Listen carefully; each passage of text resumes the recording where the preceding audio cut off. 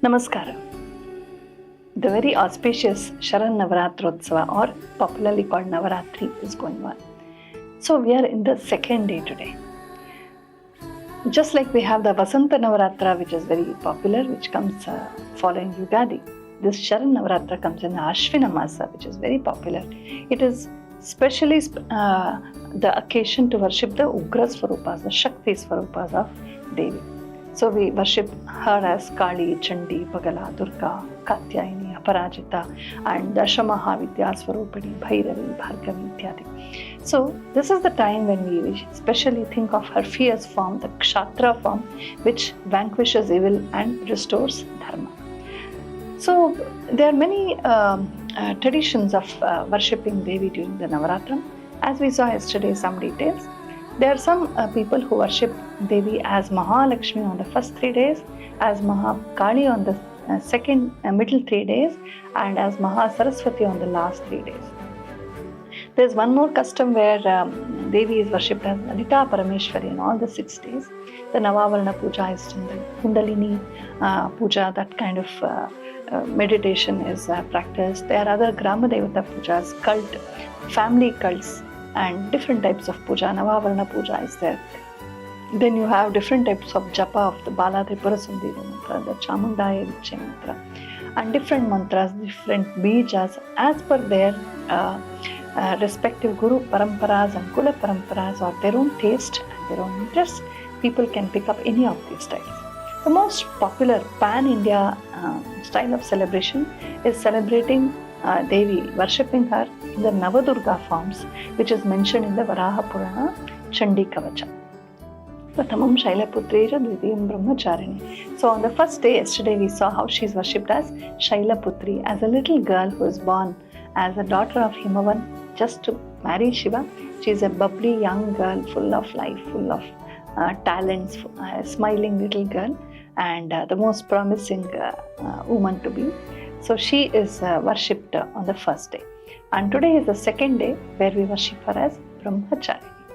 So we all know the story, how Sati Dakshayani self-immolated herself because she could not tolerate Shiva Ninda, the insult of Shiva. Then Shiva was very, very sad, and he was dejected, and he faced the Dakshina, that is Yama's direction, and sat in Akhanda Mauna for a very, very long period. He sat in perfect silence and tapasya. So there was a long gap. Shiva was totally disconnected from the whole world. So this was when a very evil demon was born. His name was Tarakasura. And he wanted to become Amara, immortal, but that could not be. He had to ask some conditions. So he sought a boon from Brahma that he can only be killed by the son of Shiva. His calculation was that Shiva is he has now lost his wife. He can never marry anybody else. He's so much in love with Sati. So he will never have a son, and I will never die. But now the Devatas were desperate to somehow get Shiva married. But how would they do that? How would they do that? So they started worshipping Jagannatha, Sati Dakshayani, to come back, to be born again, to incarnate again. At the same time, Himama and Mena Devi were worshipping Devi to have a great daughter. And Devi together appeared to both of them and assured them that she will be born, and she was born as Shailaputri. Now Shailaputri was trained by none other than Narada in all the Veda Shastras, or different types of fine arts and everything. And because of her Janmantara Samskar, she learned them all very well. She was this young, beautiful woman, very beautiful, extraordinarily gifted, talented, skilled, very virtuous, very noble, very dignified. She was emanating grace in every way. Everybody loved her, liked her, admired her, respected her. She was now a full-grown lady. She was educated and beautiful and very ready to be.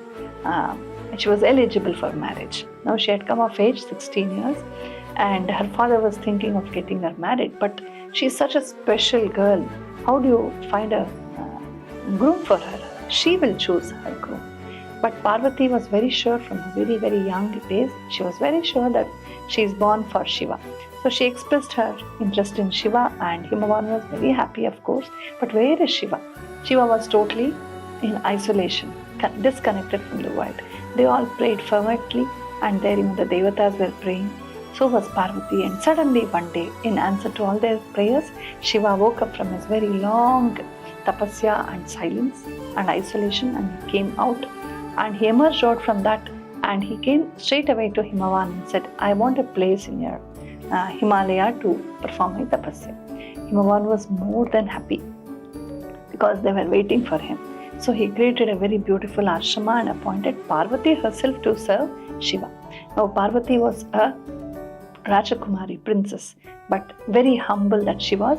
She did all the personal chores for Shiva. She did the cooking, cleaning, all the arrangements, everything for him. And every day she would humbly wait, silently wait for him to talk to her, so that she can socialize, talk to him and express her love for him.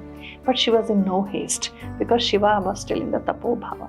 So when somebody is in a Tapo Bhava, you should never disturb them. It is cheap to do that. So she was a woman of dignity with great self-control. So she waited. Every day she would do all the chores and wait and see if she would get an opportunity to express her heart. But Shiva was still in the Tapo Bhava. He observed her doing all this, but he was still in the Tapo Bhava. Now Parvati was in no hurry, and so was Shiva.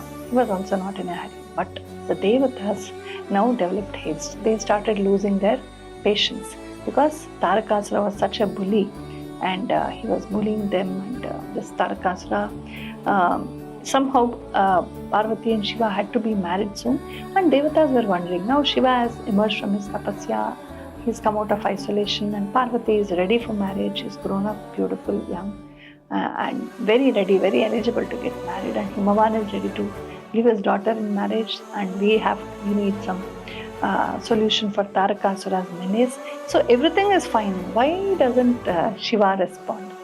So Devatas were in a haste. So Indra called Vasanta and Manmatha and said, go and do something, distract Shiva, make him see Parvati and communicate with her. So Manmatha and Vasanta went there. Vasanta was the god of the spring season. He suddenly created an artificial spring where suddenly the cuckoo started cooing and the beautiful fragrance of flowers started coming forth, and Shiva was slightly distracted. He looked around. How can suddenly there be the spring when it is not the season? And he was just looking around, and then Manmatha thought this is the right time. Parvati was approaching Shiva, about to garland him like she did every day, and Manmatha shot his Pushpa Bana, flower arrow, and Shiva was slightly affected by that. And the moment he saw Parvati, of course he always had love for her, but he was totally subdued. Now he felt a slight attraction for her.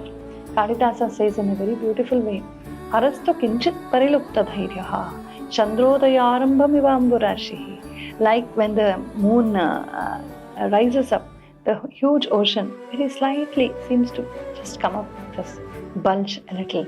So even Shiva's heart slightly bulged when he saw Parvati, and he started looking at her face and concentrating on the beauty of her face. So that was just for a few seconds, and instantly Shiva was awakened to that. How can this happen? I am in a Tapo Bhava. When I am in a Tapo Bhava, I am in the Tapo Bhava. I should not think of anything else.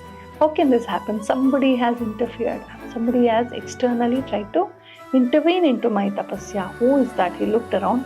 Then he saw Manmatha was there, ready, caught red-handed by Shiva. And Shiva was angry, he gazed at him, and Shiva's third eye burnt Manmatha down to ashes. And Shiva walked away from there. But Parvati was aghast. I did not do any mistake. I was waiting. I was just serving him. How could he, okay, Manmatha did something wrong, but how can he not respond to me? I got no answer. He just went away even before I could tell my love. So she was really very, very shocked. But she was a Manaswini. She was a Vivekini. She was not like an ordinary woman who is revengeful or disgusted and all that. She understood that what is it Shiva is waiting for? I am beautiful, I am learned, I belong to a very high family, I'm a princess, I have wealth, I have everything. I am made for him. So there's nothing in worldly wise which I lack. So what then is Shiva looking for? So this means that Shiva doesn't care for just wealth or beauty or learning or status. There is something else he's looking in for me. What is that? I need to really prepare that way. So then she got the answer. Now I am just an ordinary princess. having nice 3 meals a day and sleeping on a beautiful luxurious coach and picnicking with my friends, doing nothing so very special. Maybe I'm learned beautiful, but I'm not doing any tapasya. And Shiva is Yogeshwara, the greatest of tapasyas. So how can I match a Yogeshwara? I'm a small ordinary princess with bhoga and he is Yogeshwara. So Shiva is looking for tapasya in me. I have to become a Yogeshwara. So Parvati decided to do tapasya. But of course her mother tried to convince her not to, but she convinced her mother, and her father was her father blessed her, and she went to the very tall, the high altitude Gauri Shikhara and built up an ashrama and started doing tapasya. She did the toughest of penances. Slowly she started discarding food. She did the Shashtyaha Vrata, the 60-day Vrata, where gradually you reduce the intake of food, and then even some leaves and shrubs and roots, even that you reduce. Then you take just juices or milk, then you stop that and take just water. You stop that also, just breathe, and then you also withhold breath, kumbhaka. So this kind of a very, very tough vrata she did. And in the summer she did the Panchagni tapasya with 4 fires around her and then the sun at the top. So the Panchagni tapasya from morning to night. And then she did the special tapasya during the rainy season by standing, exposing her body to rain and water. She stood on one foot with her hands held high doing tapasya, bearing the rain and lashing rain and winds. And then in winter season she stood neck deep in the snow-clad lakes doing japa and so on. She did many such tapasyas, and she discarded all kind of bhoga, all kind of ornaments and all that. And she was now a tapovriddha. The rishis used to come and learn from her how to do tapasya. And she was so shanta, so full of love, so full of compassion. She had outgrown all her teenage girl's innocence. Now she was a great, noble tapaswini. And but still Shiva did not come. So the Saptarshis go to Shiva and say, "Come on, Shiva, you should not wait. Make her wait anymore. Look, the whole forest is responding to her tapasya. Even the krura pranis, even the wild animals have become soft to their prey.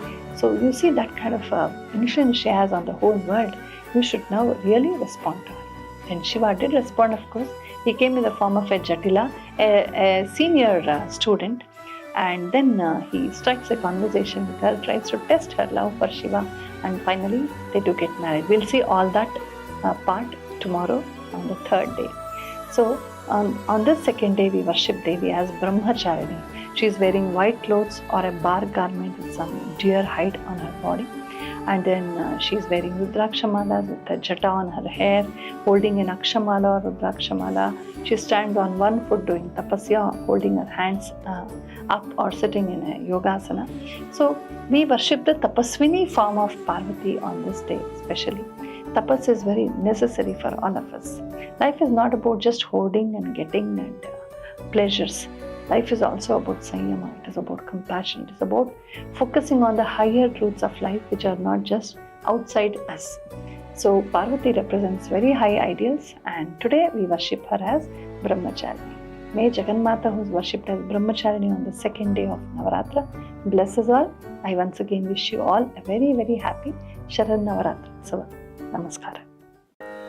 Bhagyada Devi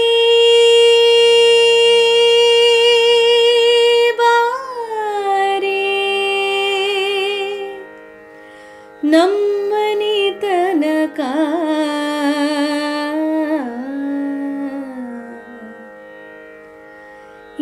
ಎರಗುವೆ ನಿನ್ನ ಚರಣಕ್ಕೆ